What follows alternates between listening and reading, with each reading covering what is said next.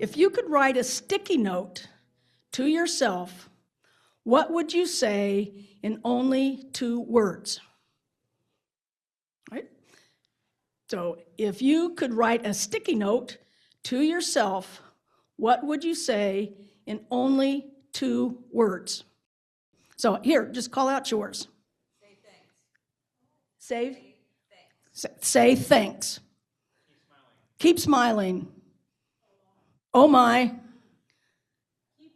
Keep going. Have faith. Joyful hope. In, out.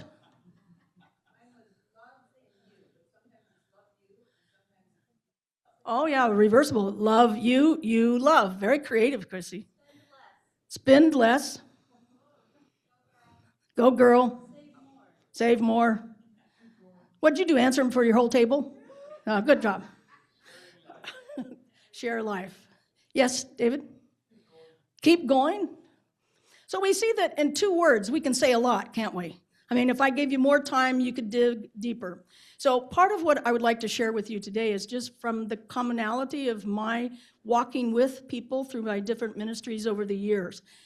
And different than what has been shared this morning, most of my active ministry has been in non-densely Catholic environments. And so my reflection on spirituality potentially is very different than yours. But I think as we all interface with different human persons, as we've experienced today, we all have that same hunger, that same desire. And as we've continued to mine the richness of these kinds of presentations, again, if I would ask you just to briefly go within yourself for a moment and ask yourself, how has your understanding and appropriation of spirituality changed over the years? And I knew there were going to be some younger people, so I can't say 25 or 30 years because that wouldn't count for some of you. But for those of us that have journeyed a little bit longer, just kind of take a minute, just think back. Who was someone that you either read or that you met that really kind of helped you understand what spirituality is or was at that time? So just, again, in the quiet of your own heart, think about, how did you come to understand and appropriate spirituality? I can share that, given the fact that I'm almost 76 years of age, I am a product of the Baltimore Catechism. So as my journey began, I had certain images of little black and white things drawn on a page that told me what we believed and how we believed. I had a lot of questions that had answers to them. You know, who made you? God made you. Some of you may have had that experience. So as my journey continued, one of the things that happened when I entered the Adorers, which I'm very grateful for because I certainly would not be the person I am without the Adorers, is that because we're international, one of the first things that struck me as I began to understand what joining a religious community would mean was that we were international. And my family is a night family. And so when I went to the Adorers and realized that at some time, all day long, every day, someone somewhere in the world was praying for the rest of us, that made a lot of difference to me. It then continued to help me understand why, when we would gather for different things and I'd read different bulletins that came out from our international community, that not everybody understood God, Jesus, the gospel, the sacraments, religious life the same way. In fact, a kind of a funny thing, after almost 55 years in the community, one of the first things my group learned was religious life is in a time of transition. Well, I think we've been doing that for 25 years. You'd think we'd have got the hang of it by now.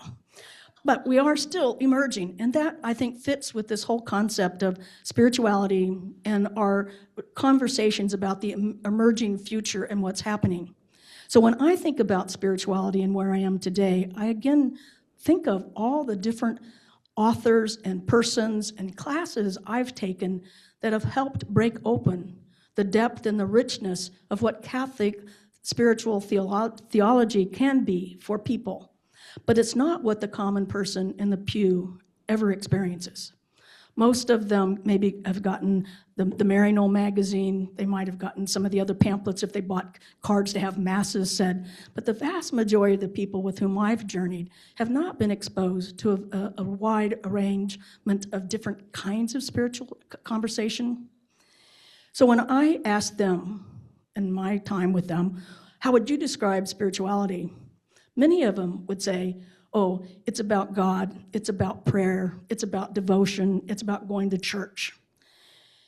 If I ask you to think about your reflection, hopefully some of the words that came to your mind after your faith journey is that it's about presence, it's about relationships, it's about awareness of the divine calling us to deeper holiness.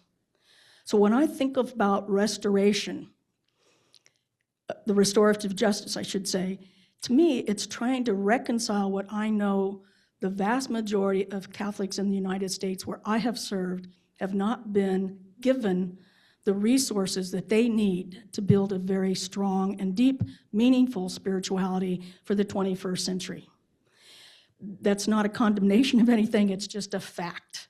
So when I think of some of the words that we have heard today, I realize that in many contexts, people do not grapple with mystery. We gave answers for what we thought people needed to know about God, about Jesus, and if somebody pushed back, we said, oh, that's a mystery. And that was supposed to solve everything. So one of the stories that I love telling is when I was in East Texas, and it always makes a good story because I was working for the bishop in East Texas, and I got called early Saturday morning by someone in Crockett, Texas. Good story, right? That the confirmation teacher was sick, and could I come and fill in? So at that time, I was educated, so I'm thinking on the way down to Crockett from Tyler, okay, what can I do, what can I do? And I got there, and I think it started pretty good. There were about 17 kids. And at some point, I did this exercise, very creative, put them in two groups and said, you're asking to be confirmed. How do you find God in your life? So I gave them some time to reflect. And I could see when I called them back together that the one group had maybe 6 or 8 things written on their paper. But the other group had a whole page of things listed. And I'm thinking, being the smart, educated person, they didn't take it seriously. They just started jotting down things. So I asked the smaller group first, and they said, oh, well, we find him in church, in the Bible, in my family, and nature, and those kinds of things, which very fine. So I asked the second group, how do you find God? And they said, well, I don't know, which one do you want us to say? And I said, well, okay, I was 35, I think, at the time. I said, what's number 35? And this gentleman said, a puppy. Now, again, being the educated, creative person I was, I thought, oh, they'll say, if I challenge it, oh, God's like a puppy, comes when you call, faithful, loyal, gives me company. But I was stupid and naive, and so I said, okay, who wrote a puppy? So this young man raised his hand, and I said, Quentin, yes, how is it? And he said, oh, sister, he said, do you have your puppy? I said, no, Quentin. Have you ever had a puppy? No, Quentin. He said, oh, I have my first puppy, and I am so happy. And I sit on my back porch. And pretty soon, as I'm looking and looking into that puppy's eyes, I can see myself. And that's how it is with God. He looks and looks, and he can see himself in me. So much for a Catholic education. But it taught me a number of things. One, how I have to be humble, and how we, as those who have some expertise in theology, really do need to learn how to accompany people who have the most beautiful, most enriching language of their own. That sometimes what happens is we tell them what they're supposed to think or how they're supposed to find God, and then they can't relate because that doesn't happen for them. And so when I think of spirituality today and how we can help accompany people, it's helping them become more conscious, more aware in their own everyday life of how God shows up and surprises us, how God sustains us through the different relationships we have, both those that are very nurturing, but also those that are taxing to us, that challenge us to an edge that we wouldn't go, like the story of when you get old. Sometimes you don't have to go to be old to have that belt tied around you and take you where you don't want to go. And we need to be there to accompany those persons and to help them remember that in this journey of faith and spirituality, when we think about restorative justice, it's about remembering that Jesus, the Word made flesh, is the model and the guide and the sustainer of all of our questions, all of our heart's desire. And at some point in my life, I came across a poem, or not a poem, a book by Thomas More, not the Thomas More that got his head chopped up, but the Thomas More that writes books, the M-O-O-R-E, Thomas More. And the sentence that I held on to and still remember quite clearly was, I desire to be desired by the one I desire. And for me today, that's how I feel about spirituality, that it's that intimate way of believing that, as we read in the second reading on Sunday, that God looks and looks at us and sees us as God's beloved, and that I look and look at other people and try to see in everyone that belovedness. And that's why yesterday when we talked about how if we come in contact with people that we don't feel so beloved about, part of the humility that restorative justice calls for, I believe, is that we have to admit we're not God. We're not going to be able to love everyone. We're not going to be able to see in each other that belovedness. And that's why we need community, because hopefully somewhere, somehow in the community, someone will help us see in that other person the belovedness, and how that it's within me and my own woundedness that I'm not able to see. Because seeing is what Jesus did so well. Jesus was pro-seeing, is the best way I can say it. He would look at any situation, anything in nature, any individual, and see that belovedness and know that that person was hungry and open to being received. And when we see people who need that word of God, we know what to say, not because we're so smart, but because God can use us as the person who is accompanying this person to see what is best within them. So when that whole idea of repair, restore, and reconcile, it helps me think about what I learned in sacramental theology, is that these little lashes on our eyes in the Latin is cilia. And part of being reconciled to each other, not just in a sacramental way, but in a relational way, is that we can see each other eyeball to eyeball. And in that context, we can understand more basically how listening to other person's stories are very, very important. Because what I have come to realize, and I believe it is part of the ministry of reconciliation, is that we're not human beings trying to figure out how to be human. We're spiritual beings understanding how it is to be human. Because we have God's divine life within us from conception. That's why we're pro-life, correct? Because every conception means that that spark of divinity is there. And it's our responsibility as family and community to nurture and grow that life into a loving, fulfilled, wholesome person. And to the extent that that doesn't happen for all of us, it doesn't really happen for any of us. And so to be able to see that my ministry is one that calls people to be their most complete fullness of God, as it says in Paul, that we're filled with the utter fullness of God, is part of that ministry of reconciliation. To repair in any way we can the truthfulness of the story of that person's journey, and to understand what the word that they use to tell their story is sacred. Everybody has a right to tell the truthfulness of their story in words and images that make sense to them. So another aspect, I think, of a company that is helpful is to remember we're all born at a time in history, right? So there's history, and then there's culture. We all come out of a certain culture, family culture, social constructs, and things like that. It's a church structure, so that's a culture. And the language that we use wraps those two things together to help us find meaning. And that's how we live in the religious dimension of life. We come up with a language.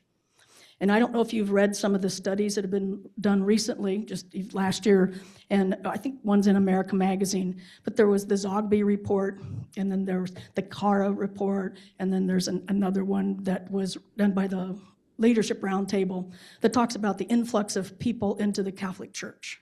But you have to read kind of on and on to find out that for every 100 people that are joining the Catholic Church, 840 are leaving. And I'm firmly convinced that part of it is we have not found ways of engaging those persons and telling the truthfulness of their stories in ways that are meaningful for them. In other words, of being able to say that is that baptism is that common denominator.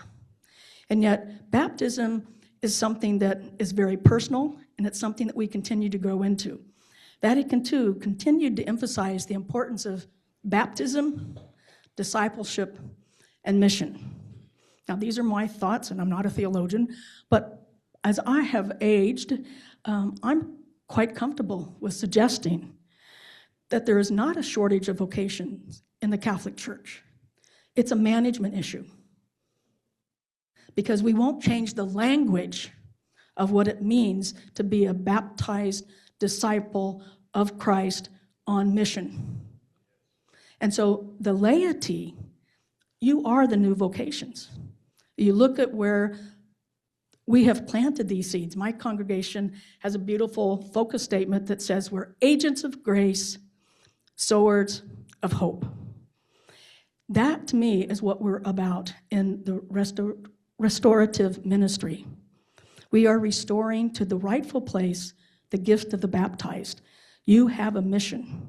And when we study any of the sacraments, we begin to understand that these sacred rituals that bring us grace are the elements that often keep us apart. We've had the Eucharistic celebrations. We've had the national event of that. We have many different ways that we celebrate Eucharist. But in my 8 years at the retreat house, we had thousands of people come through every year, and many of them were on the more conservative side. And what I began to realize was that when we talk about the real presence, of which I do not deny the real presence as we understand it as Catholics, but I also try to understand it and how that feels from, as we talked earlier today, the other. If we have the real presence, what the heck do they have? An artificial presence? Either it's of God and it's real, or it's not. And I had the privilege of working with the Paulist Fathers as well with the Friars of the Atonement, which are both very ecumenically driven congregations of men. And in their work, I was exposed to the reality that many of the doctrinal issues that keep us divided into different denominations have basically been resolved. But the institutional church is afraid that we might lose members. They don't recognize the fact that we are already losing members. So I think that partly is trying to help all of us understand that our spirituality makes a lot of difference as we learn how to articulate the power of faith in Jesus. Another story which just happened with the synodal model, which came up here today. In DC, when I went to my synodal listening session, I happened to be at a table where there was one priest and then 7 of us. So I know this is a true story because I heard it myself. The priest, and there's no crosstalk, so the priest shares that he brought 12 of his people to sit at every table and to volunteer to be the recorder because they wanted the Latin Mass. And the cardinal was there, Cardinal Gregory was there. And so sure enough, if I hadn't had that priest at my table, I would have thought, oh my God, the whole archdiocese wants to have the Latin Mass. I mean, it comes up at every table and they're reporting. But at the break, I went to him because I knew better.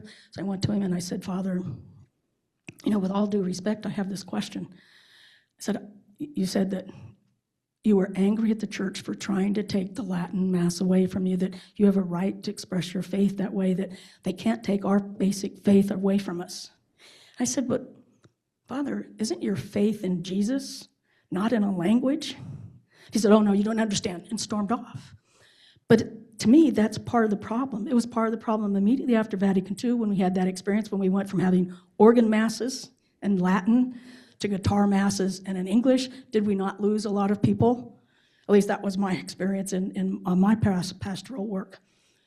We don't help people understand what the real presence is about, that God dwells within us, and that what we're nurturing is that depth of relationship that God has called us into being, that God has redeemed us.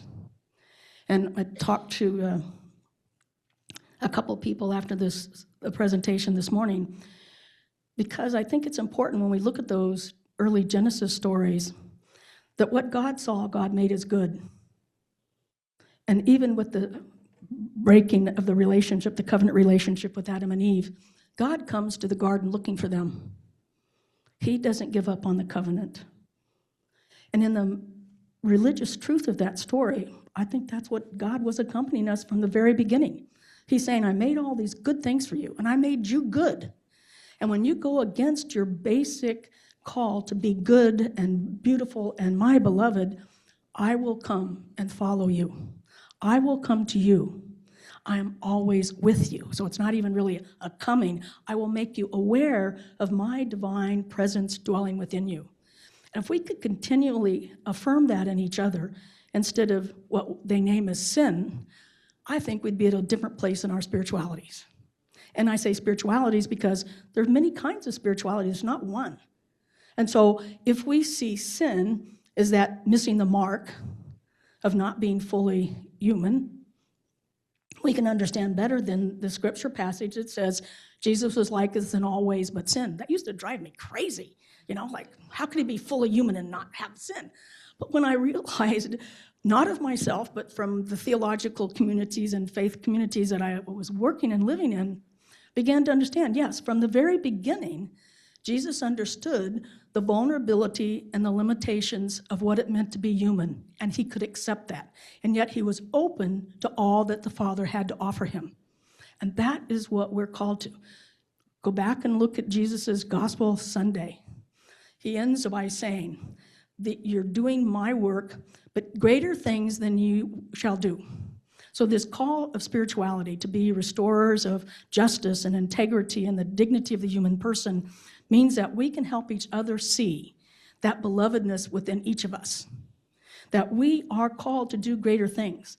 And one of the greater things I think we're called to do is to learn to listen more deeply to the sacredness of each person's story, how they feel called to follow God, how they know that the total demand of discipleship is to be honest, to be truthful about the glory and the pain of what it means to be walking both in this world and in this church at this time.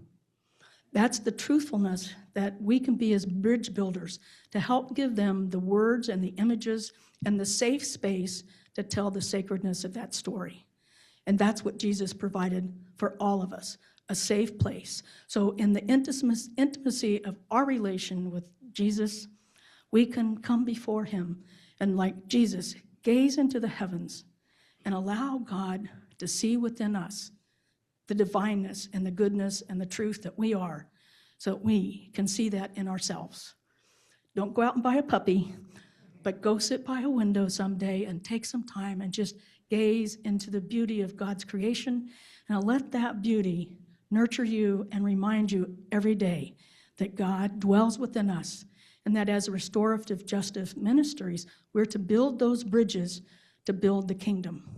And that is the best ministry we have, and it's a lifelong commitment because it's a very big bridge.